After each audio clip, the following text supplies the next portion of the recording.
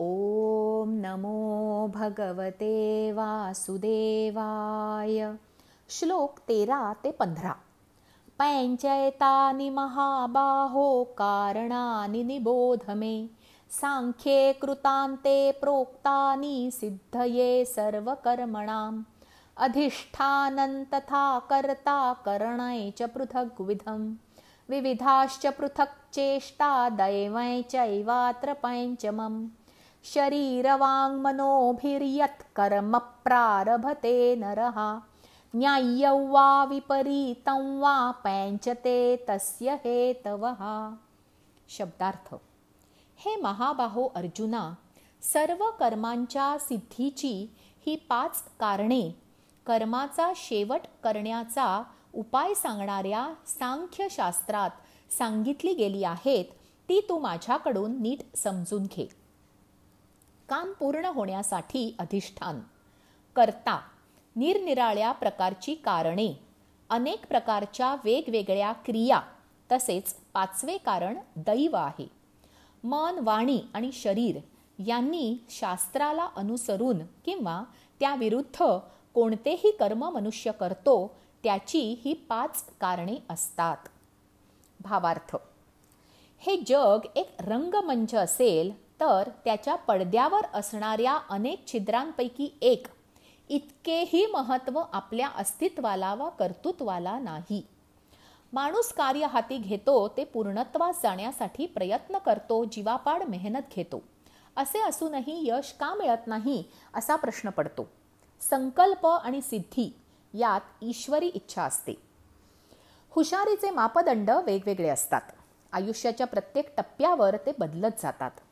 शिक्षण, नोकरी, व्यवसाय, लग्न, मुलं, घर, संसार, मालमत्ता हे प्रमुख टप्पे असले तरीही आरोग्य, समाधान, कौतुक, समाजमान्यता, मित्रपरिवार, लोकप्रियता, कलागुण आणि आध्यात्मिक प्रगती हेही आवश्यक असतं. क्रमिक अभ्यासक्रम आणि त्यातील गुण हाच हुशारी ठरवण्याचा निकष कसा असू शकतो? पहिल्या 5 येणारे विद्यार्थी एकाच योग्यतेचे असतात. त्यात कोणी कमी हुशार नसतो. परीक्षेच्या वेळी जी परिस्थिती असेल त्यानुसार गुण मिळतात. त्याला अवास्तव महत्त्व दिल्याने हुशार मुलावर स्पर्धेत टिकण्याचं दडपण आणि कमी गुण मिळणाऱ्या मुलात न्यूनगंड किंवा बेफिकीर वृत्ती बळावते. स्पर्धा परीक्षा, स्पर्धात्मक कार्यक्रम, खेळाच्या स्पर्धा, त्यात यश हा कळीचा मुद्दा असतो. कोणत्या गोष्टी हे यश ठरवतात? एका टप्प्याचे किंवा एका स्पर्धेतील यश महत्त्वाचे की पूर्ण आयुष्याच्या एकत्रित यशाकडे लक्ष केंद्रित करायला हवे? यश या गोष्टीला किती महत्त्व द्यावे? याचे उत्तर देताना भगवान म्हणतात, सांख्यशास्त्रानुसार जीव कर्म करतो त्यासाठी अधिष्ठान, कर्ता, करण, क्रिया आणि दैव या 5 गोष्टी कारणीभूत असतात. त्यामुळे श्रेय किंवा दोष माणसाचा नसतोच. कर्ता म्हणजे जीवात्मा, अधिष्ठान म्हणजे शरीर, करण म्हणजे ज्ञानेंद्रिये, क्रिया म्हणजे कर्मेंद्रिये, परिस्थिती, साधने, सहाय्यक गोष्टी आणि दैव म्हणजे योग, नशीब, संचित, ईश्वरी इच्छा, आशीर्वाद. या 5 गोष्टींची अनुकूलता असेल तरच कार्य पूर्ण होते. कोणी परीक्षेच्या वेळी आजारी पडतात, कोणी वेळेवर पोचत नाही, कोणाच्या घरी काही अडचण असते, कोणाला अभ्यास समजलेला नसतो, कोणाला त्यावेळी दडपण आल्यामुळे वेळ न पुरल्यामुळे आठवत नाही. अशा अनेक गोष्टी यश ठरवतात. एखाद्या मुलाला दुधाचा कपही हातात मिळतो, एखाद्याला अभ्यासाचे पुस्तक हातात घ्यायला वेळ नसतो.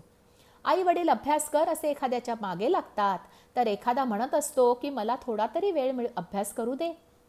शारीरिक, मानसिक, बौद्धिक, कौटुंबिक, सामाजिक, आध्यात्मिक, आधिभौतिक, आधिदैविक कारणांचा सहभाग कोणत्याही गोष्टीच्या पूर्ततेत असतो.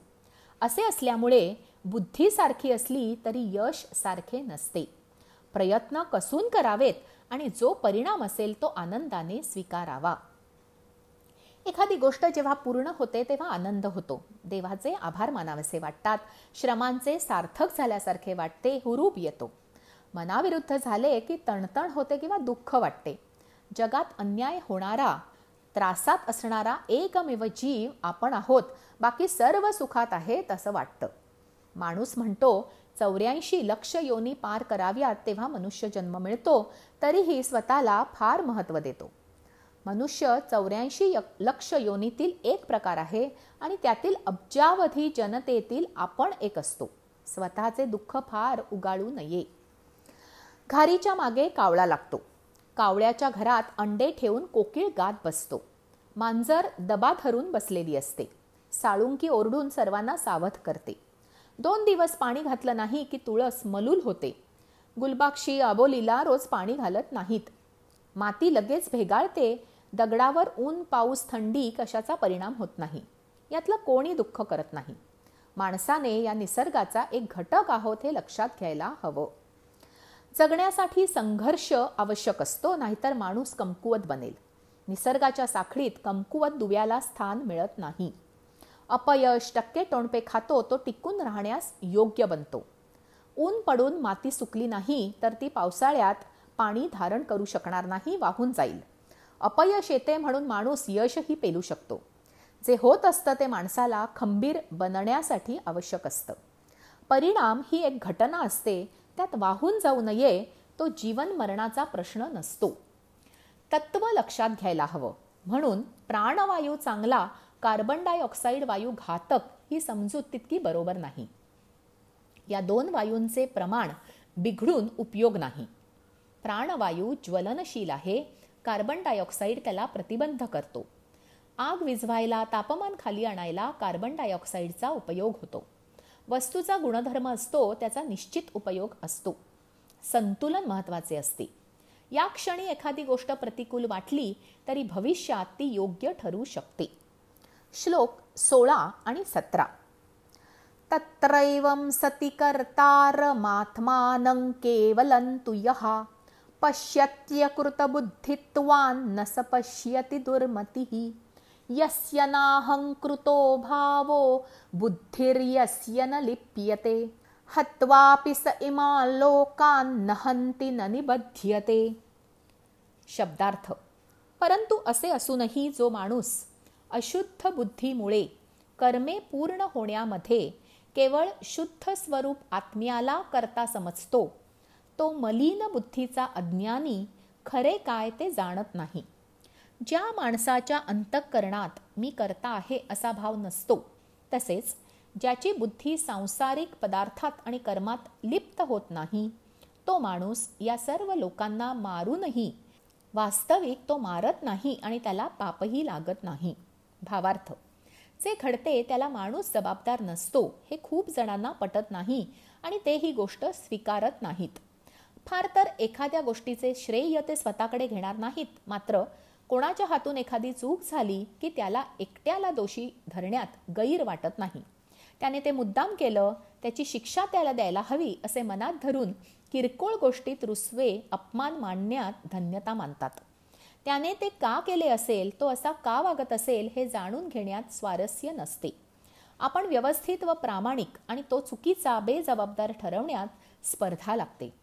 त्याचीही काही बाजू असेल असे मनात येत नाही. ज्या गोष्टी कर्तव्य बुद्धीने केल्या जातात त्याचा कर्त्याला दोष लागत नाही. जसे पोलिसाने चोराला मारले, न्यायाधीश खुन्याला देहदंड देतो, सैनिक शत्रूला मारतो, कसायाने प्राण्यांना मारले, याचे पाप त्यांना लागत नाही, कारण ते त्यांचे कर्तव्य असते. पेशंटचा जीव वाचवण्यासाठी डॉक्टर एखादा अवयव काढतात, हे कर्म पुण्यात गणले जाते. मनुष्याला त्याच्या वाट्याला आलेले काम करावे लागते, त्यात त्याचे हित आहे. अर्थात हे सर्व त्यांनी नैतिकतेने आणि प्रामाणिकपणे करायला हवे. आजचे निरूपण इतकेच. जय श्री कृष्ण.